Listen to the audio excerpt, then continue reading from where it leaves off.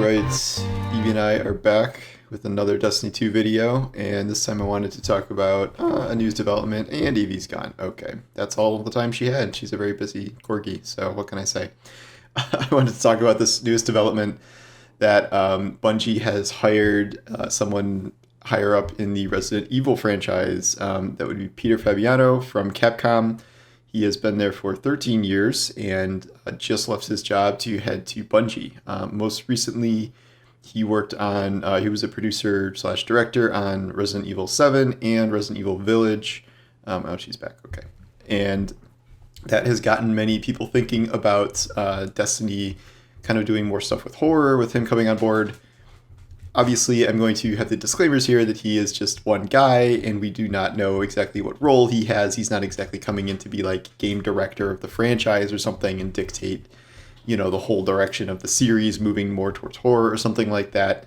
But I think it's fun to talk about kind of the potential of Destiny moving more into horror and kind of the fact that we've already done a fair amount of horror in Destiny in the past, and that I think is generally viewed as some of the series' better moments when it works.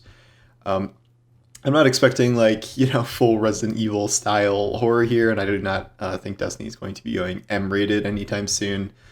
But I do think there are, we've already seen kind of indicators about horror working really well for Destiny, and obviously there is something coming up that does seem like it will have horror as a focus, and maybe Fabiano is working on that. Destiny kind of really started its focus, I don't know if it's a focus necessarily, but dabbling in horror, I'd say, all the way back in Destiny 1 with the Taken King.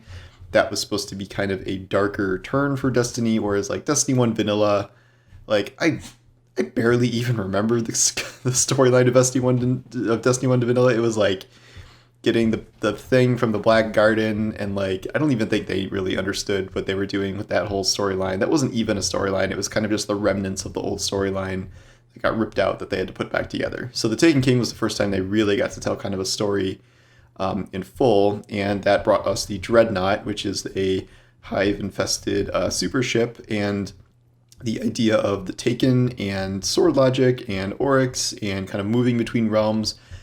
I don't know if it's full-on horror, but I mean, the Hive in general as a race is kind of a bit, sci-fi horror to a certain extent, and the Dreadnought is certainly had its spookier aspects to it, and the Ascendant Plane is a little bit of a disturbing place, shall we say. But I guess it wasn't really about jump scares necessarily, but it was certainly a creepier location than pretty much anything we had seen to date then. Go through Rise of Iron was not really that. Siva had some horror aspects to it. You all remember the kind of twisted, demented, Siva infected looking of Iron Lords in that one mission, but the rest of it wasn't really like that exactly, and I would not classify that expansion as kind of horror focused.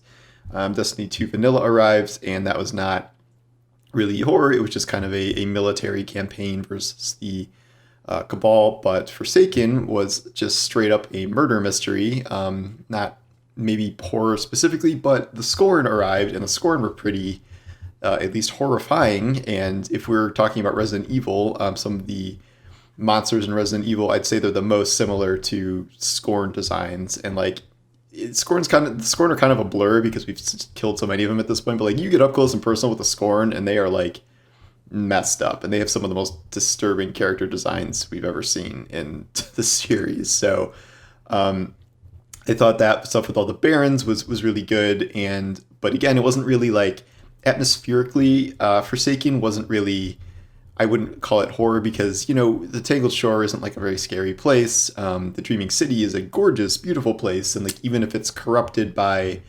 the curse and stuff, it wasn't, even the Ascendant Plane stuff there was not really super scary. And Last Wish, the raid, is just a gorgeous, gorgeous piece of content. But, it was a darker tone in general, I suppose. We kind of started getting more into what was trying to be an actual horror theme, I think, with Shadowkeep. And I would argue that didn't really work, per se. This is when all the memes were the moon's haunted, and there were just these red ghosts everywhere. I thought some aspects of it worked, like when you would drive by these kind of shades and they would be yelling things about their past lives and how they were being overwhelmed by Hive and stuff. And a lot of the lore was pretty spooky, but it wasn't a very good expansion. Like in the grand scheme of things, like if we're listing everyone's favorite expansions, I don't think Shadowkeep would be very high. The central campaign was very short, and just the whole like ghost aspect and like nightmares and stuff. Like nightmares were just sort of red versions of enemies, and it was just more of a gameplay mechanic than like something that was actively scary, I guess. Like again, atmospherically, it just didn't really work, I'd say, from a horror perspective. And now in the future, like there was supposed to be kind of, the scary mystery of the darkness, where they were such an unknown at that point. But now looking back and given all the interaction we've had with the darkness since,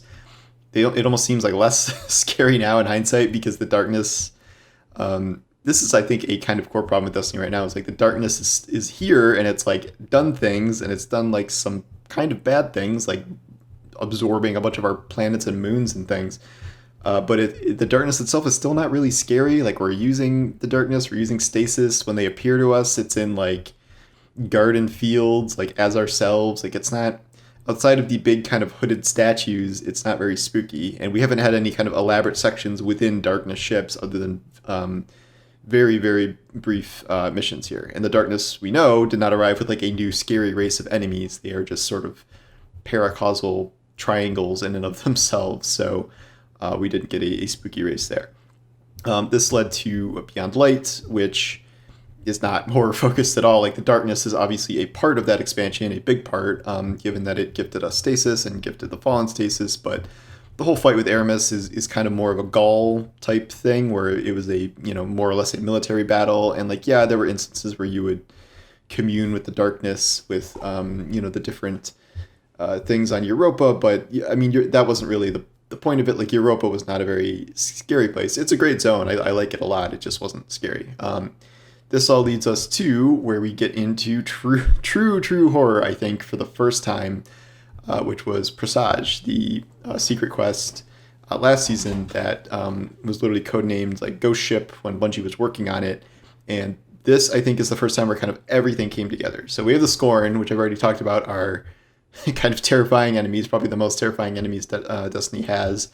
And then we have just kind of the whole encounter design of that ship, where between the voice work and the atmosphere and sound and level design, like this is where they really got it right, where there were like actual jump scares in there that work. And at least on your first run through, if you run it like 12 times, you're not exactly being freaked out by anything anymore. But like it was disturbing. It reminds me of like the Event Horizon kind of Ship of Madness kind of thing, or one of the kind of long dead Alien or Predator ships from those series, when those get a little on the spooky side. And that I think is the first example of true horror, with that as the end game in mind, really working well for Destiny, and why I think so many people are excited about potential an increased focus on horror in the future. And then this is leading us to the Witch Queen.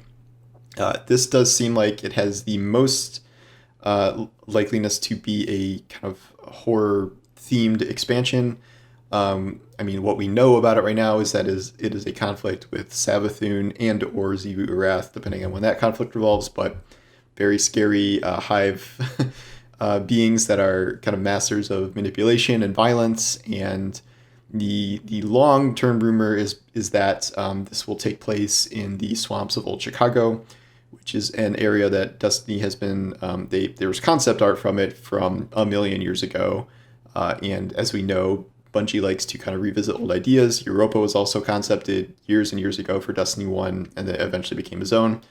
It stands to reason that the same thing could happen with Old Chicago, and we do not have like a kind of swamp, spooky zone like that in the game right now, and that does seem like it would be a good location for Savathun to appear in. And we've already heard that we're not going to get something like the Dreadnought back for that expansion, that it will be an entirely new zone. So if we are assuming that it is like kind of the ruins of Old Chicago, we've had ruin zones in the past, like on Earth, but none of them are particularly scary. Like the Cosmodrome, it's like an old, Russian area that is decaying, and then the EDZ is like this overgrown area in Europe that is mostly kind of like lush greenery, and like it's actually kind of nice there.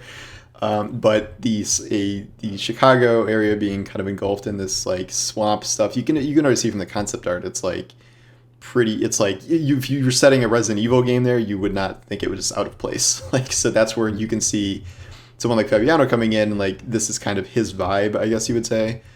So I think people are hoping that Destiny like really kind of leans hard into the horror there in a way that like can make it work better than it did in Shadowkeep, and then maybe kind of capture the best elements of things like Forsaken and Taken King and Presage, where they've shown they can kind of do this vibe very well. It's just, kind of making it all come together is a whole other thing. But I think this is the plan for the Witch Queen.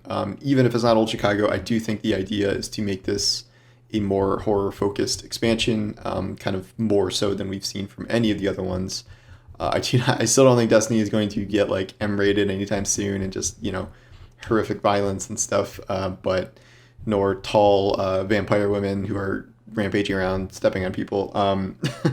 But I do think that just the general sense, Fabiano's arrival or not, that might be a symptom of what's coming. If not that he himself is going to change everything, but I think Bungie recognizes like how well received Presage was and how many people liked that, and just really appreciated all the work they did there and the environmental storytelling and all the stuff they did with that. And they would like to kind of, what if they had that vibe for a whole expansion? That would be great. So that is where I think we are heading, and my kind of take on the history of Destiny and horror, and where I think we could be going now. But yep, thanks for watching. I will remind you to enter my fashion contest, which is on Twitter. You can find that there, which just has you submit your stuff to the thread and subscribe to my newsletter. I think I'm approaching 1,000 entries, which is a ton, so I have a lot to go through. This is open until next Saturday, so all this coming week you can still submit. And it's been a lot of fun, and I apologize in advance for only picking like a top 10 or top 20 out of like all of these entries. And this is a lot more than I thought, so we'll see what happens there. But thank you guys for watching, and I will see you next time. Take care.